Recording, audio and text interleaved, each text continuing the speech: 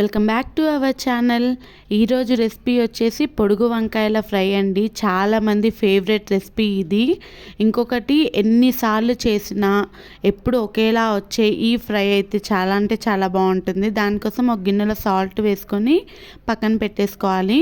నేనైతే 1/2 kg వంకాయలు తీసుకున్నాను. వాటికి పైన తొడకలు తీసేసి దాన్ని మనం మంచిగా కట్ చేసేసుకోవాలి. కొంతమంది దాంతోపాటే కట్ చేస్తారు టేస్ట్ కోసం అని చెప్పేసి. నాకు నచ్చదని నేను కట్ చేయట్లేదు, మీకు నచ్చితే కట్ చేసుకోవచ్చు. ఈ సైజులో అయితే మాత్రం ఫ్రైకి చాలా బాగుంటుందండి. ఈ సైజులో అన్ని వంకాయలు కట్ చేసుకొని సాల్ట్ వాటర్లోనే ఒక 5 నిమిషాల నుంచి 10 నిమిషాల వరకు పెట్టేసుకోవాలి పక్కన. ఆ తర్వాత కడాయి తీసుకొని అందులో ఒక 3 టేబుల్ స్పూన్ల ఆయిల్ వేసేసుకోవాలి.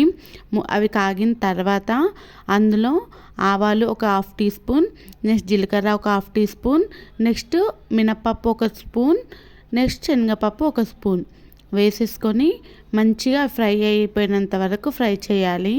అందులో ఒక 2 పచ్చిమిర్చీలు వేసుకొని అది కూడా చిటపట్లాడిన తర్వాత అందులో ఒక 2 onions, medium size onions cut చేసేసుకొని వేసేసుకోవాలండి. పెద్దదైతే ఒకటి సరిపోతుంది. మంచిగా ఫ్రై చేసేసుకున్న తర్వాత అందులో కొద్దిగా 1 టీ స్పూన్ ఆఫ్ అల్లం వెల్లుల్లి పేస్ట్ కూడా వేసేసుకొని అది పచ్చివాసన పోయేంత వరకు ఫ్రై చేసేసుకోవాలండి. ఉల్లిపాయలతో పాటే వేస్తే మొత్తం తొందరగా మాడిపోతుంది అనమాట. అందుకని చెప్పేసి అది కొద్దిగా ఫ్రై అయిన తర్వాత వేయాలి.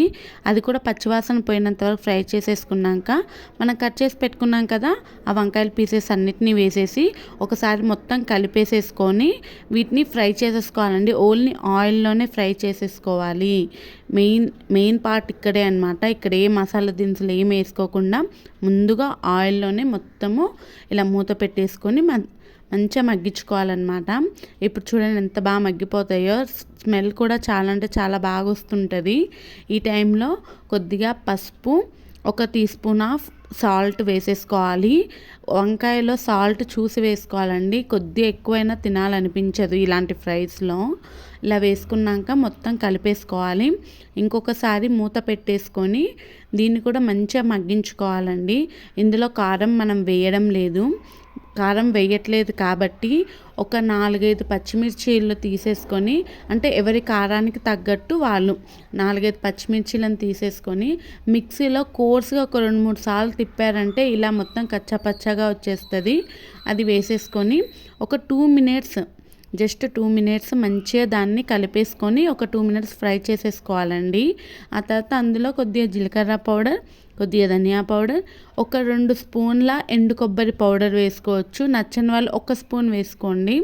వేసుకొని మొత్తం ఒకసారి కలిపేసుకొని ఇలా మంచిగా కలిపేసుకోవాలండి.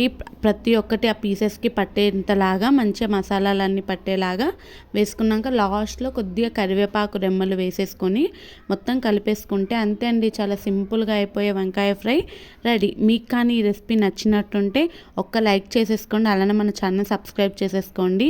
లాస్ట్ వరకు చూసినందుకు థ్యాంక్ యూ ఫర్ వాచింగ్.